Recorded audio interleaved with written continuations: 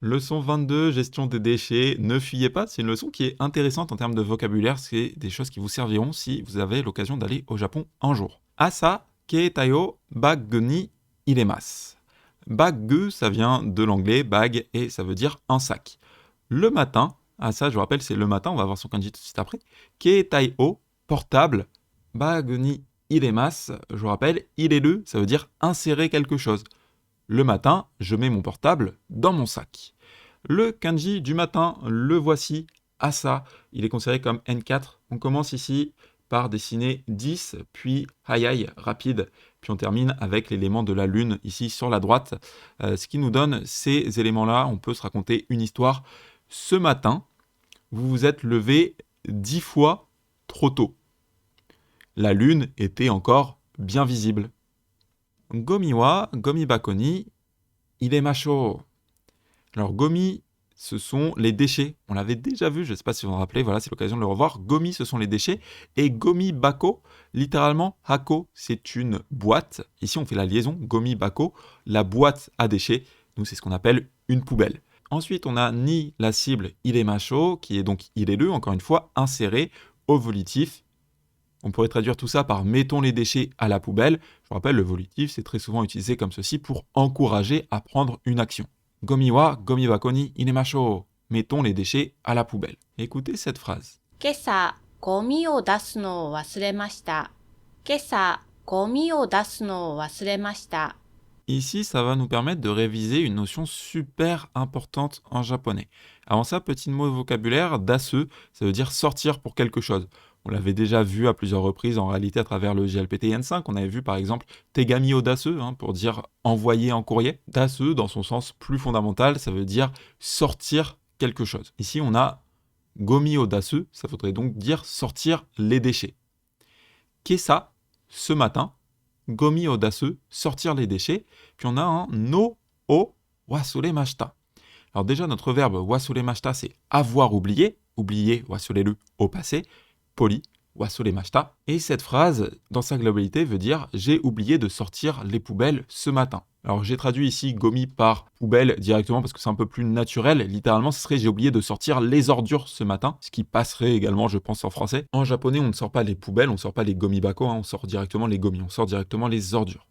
Alors le o ici, il va marquer l'objet de ce qu'on a oublié. Et en français, on dit j'ai oublié de sortir les ordures. Vous voyez que qu'on a oublié, c'est pas un objet ici. On a oublié une action.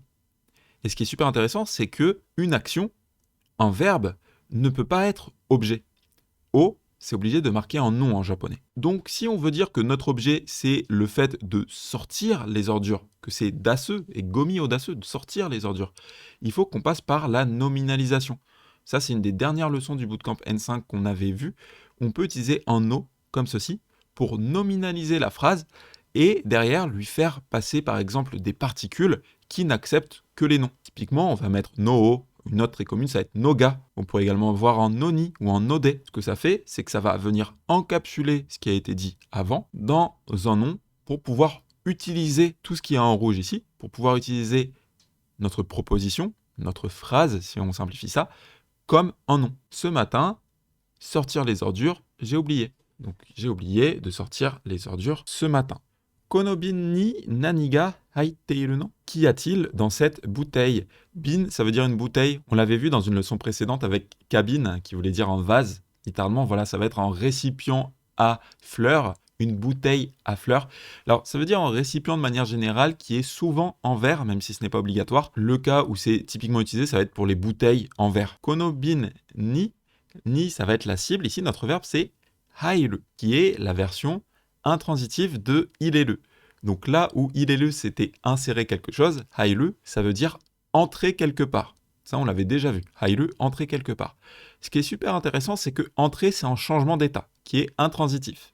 Du coup, lorsqu'on l'utilise à sa forme en teiru, sa forme continue, est-ce que vous vous rappelez ce que ça fait? Un verbe intransitif qui marque un changement d'état, lorsqu'on l'utilise à sa forme continue, ça va indiquer l'état résultant. S'il y a un contenu dans une bouteille, c'est que ce contenu, à un moment donné, il est rentré dans la bouteille. Et l'état reste. Une fois qu'il est rentré dans la bouteille, il y est toujours. Donc c'est super intéressant que pour dire que quelque chose se trouve dans autre chose, en japonais, on va utiliser comme ceci, haiteiru. On va utiliser le verbe hairu à la forme continue. Littéralement, qu'est-ce qui est rentré dans cette bouteille? Nous, on le traduirait directement, naturellement en français, par qu'y a-t-il dans cette bouteille? En français, on s'attarde sur l'état. L'état, c'est que c'est là actuellement. En japonais, on a tendance, comme ceci, à décrire comment est-ce que la chose est arrivée là. Dans le cadre d'un récipient, la chose est rentrée ici. Konobin ni nani ga haiteiru no? Qu'y a-t-il dans cette bouteille? Avec, je vous rappelle, le no plus point d'interrogation qui sert à poser des questions en tameguchi, en japonais un petit peu familier. Écoutez cet audio. いつもお茶のペットボトルを持っています。いつもお茶のペットボトルを持っています。Pet bottle, ça vient en fait de pet bottle, qui est les bouteilles PET. C'est un mot qu'on n'utilise pas trop en français, c'est une catégorie de bouteilles en plastique. Nous on dit directement des bouteilles en plastique. Voilà. Pet bottle, des bouteilles en plastique. Itsumo, ça veut dire toujours. Ocha, du thé. No pet bottle, bouteille de thé. Toujours une bouteille de thé. O qui va être l'objet, et on a motteimasu qui, je vous rappelle, est le verbe qui veut dire tenir, posséder, avoir. Cette phrase nous donnerait donc j'ai toujours une bouteille en plastique de thé. Et nous on pourrait rajouter un avec moi pour que ça soit naturel en français. J'ai toujours une bouteille en plastique de thé avec moi. Motteiru, ça montre quelque chose que vous possédez, que vous avez sur vous, que vous avez avec vous. D'ailleurs, oui, c'est vrai qu'en français, nous, on ne le préciserait pas que la bouteille est en plastique. Dans ce genre de cas, on aurait tendance à dire j'ai toujours une bouteille de thé avec moi. En japonais, c'est naturel de passer par ce pet bottle comme ceci pour indiquer la nature du contenant que vous avez. Motsu, le kanji, le voici. Il est considéré comme JLPT N4. Les éléments sont très intéressants. Sur la gauche, on a la main. Alors la main qui est utilisée en tant qu'élément. Ici, c'est le kanji de la main. On avait eu l'occasion de le voir dans le JLPT N5 avec le vocabulaire de la main. On verra ce kanji d'ailleurs un petit peu plus tard dans ce bootcamp. C'est un kanji qui est N4. Toujours est-il que quand il est utilisé en tant qu'élément sur la gauche, il prend cette forme-là en 3 traits. Du coup, pour les histoires, vous pouvez le retenir comme la main gauche, vu que c'est un élément qui se trouvera toujours à gauche. Donc la main gauche, et sur la droite ici, on a un élément, c'est Tera, qui est le temple qu'on utilise dans, par exemple, Otera, pour dire en temple bouddhiste. Donc on a le temple bouddhiste. Ces deux éléments sont très utilisés dans plein de kanji, donc je vous invite à les retenir parce que c'est pratique pour créer des histoires. Ma main gauche est capable de tenir un temple bouddhiste tout en entier. Point de vigilance, je sais que moi j'ai tendance à les confondre ces deux mots quand je lis rapidement et que c'est le cas pour beaucoup de gens. On a ici motsu, motsu, qui veut dire tenir, tenir.